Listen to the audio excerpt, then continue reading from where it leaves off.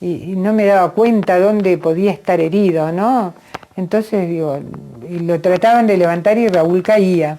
El 1 de septiembre se da la caída de Sendik, que era un poco el símbolo, ¿no? Siempre hay símbolos en las luchas, ¿no?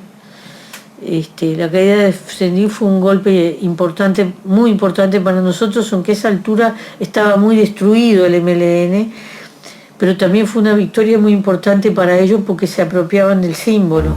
Bueno, cuando estoy en la celda, ya me ponen en una celda, va a verme el comandante Martínez, Julio Martínez. Me dijo, ¿no?, que Raúl vivía. Y yo le dije, no, ustedes lo asesinaron. No, no. Dice, nosotros no somos asesinos. Nosotros a Raúl Sendik no queríamos matarlo, porque no queremos hacer otro Che en Latinoamérica.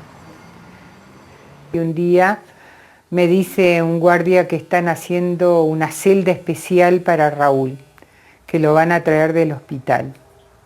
Ah, sí, lo traen del hospital, al comandante, le decían ellos, al comandante lo traen del hospital.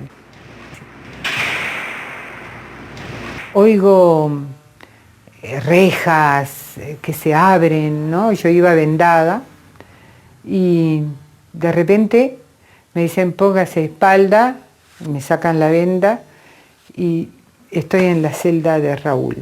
Raúl está todo con vendado desde acá, lo único que se le veían eran los ojos. La bala le había trozado un pedazo de la lengua y como no le hicieron ningún otro tratamiento, tenía un pedazo de la lengua pegado al maxilar, a la mejilla. Y cuando me vio se sorprendió, se le llenaron los ojos de lágrimas y yo ahí en ese momento no podía creerlo, verlo vivo.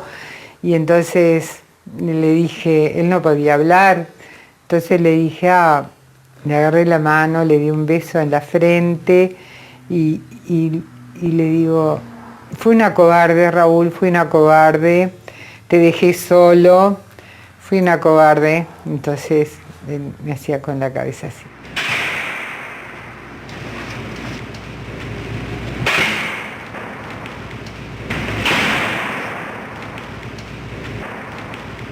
Cuando nos levantaron la incomunicación, él me escribió, la primera carta que me escribió fue un poema, ¿no? Y decía así, te vi aquel día cuando se abrieron los crueles cerrojos, tan negro tu pelo y tan bella tu cara morena, y te vi pálida, te vi pura, pálida y sufriente, y para siempre me quedó aquel recuerdo, un recuerdo muy triste, dulce y doliente, tanto como aquel beso que quedara en mi frente.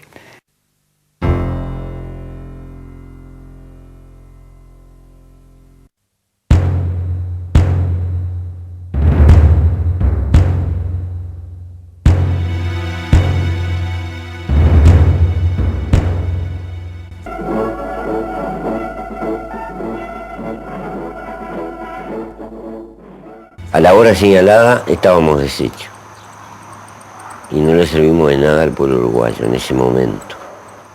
Cuando el pueblo uruguayo ocupa la fábrica, por lo menos los trabajadores, no se estaba en condiciones de establecer ninguna resistencia armada al golpe de Estado.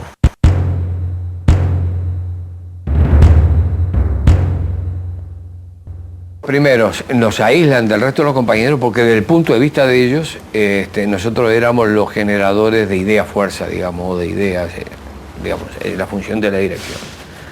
Entonces, ellos pensaban que si estábamos en el penal, nos comunicábamos con los demás, discutíamos, cambiamos ideas, hacíamos planes. Entonces nos sometieron a un régimen, además nos querían sacar del medio, nos sometieron a un régimen muy especial, donde la declaración del coronel encargado del operativo fue, ya que no pudimos matarlos cuando cayeron, los vamos a volver locos. Entonces, y ahí marchamos 9. Hicimos la vuelta al país en un calabozo. Nos separaron en grupos de 3 en regiones distintas, después nos intercambiaron.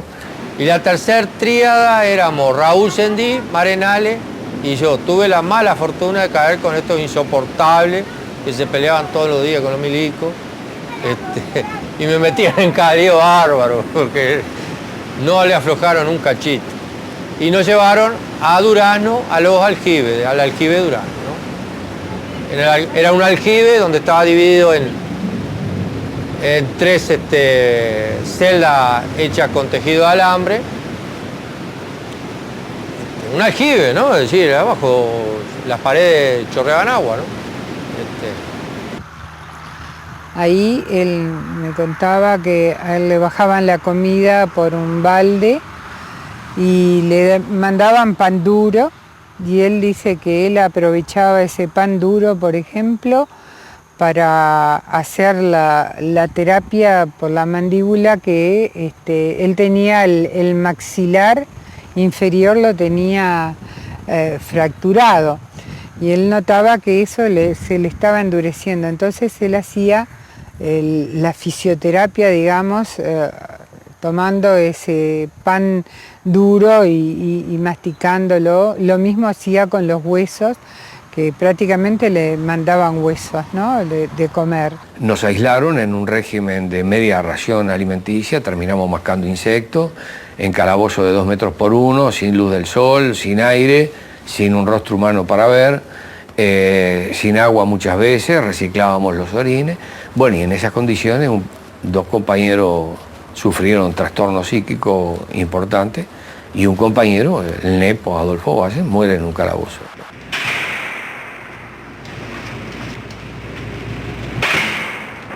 Tenía como una persecuta, sentía un dolor en el oído. Y me mandaron al hospital militar, y ahí vino una psiquiatra a verme, que cuando yo la vi dije, bueno, ahora estoy frito con esta, porque estaba más. Era un cuadro lastimoso, una mujer me dio como una receta de pastillas, yo las tiraba todas, pero lo que conseguí que me autorizaron a leer libros de ciencia. Y ahí me puse a repasar bioquímica, liceo, física, todo lo posible, y a escribir, y salí del pozo. En los calabozos no tenían respiración prácticamente, en esos cubículos chiquititos que apenas podían sentarse. Entonces, para respirar, él se tiraba al suelo y respiraba apenas por una endijita que quedaba, una rendija que quedaba entre el piso y la puerta, ¿no? Con el niato habíamos reinventado el morse, con el Pepe y con el niato. Después, fundamentalmente con el niato, porque estábamos pared por medio.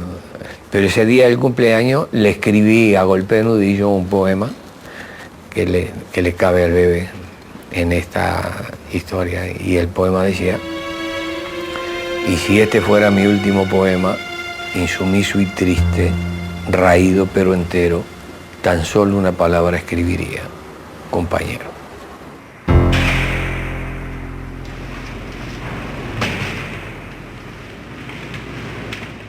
...11 años sometido a las peores condiciones, y nosotros logramos, muchos compañeros lograron mantener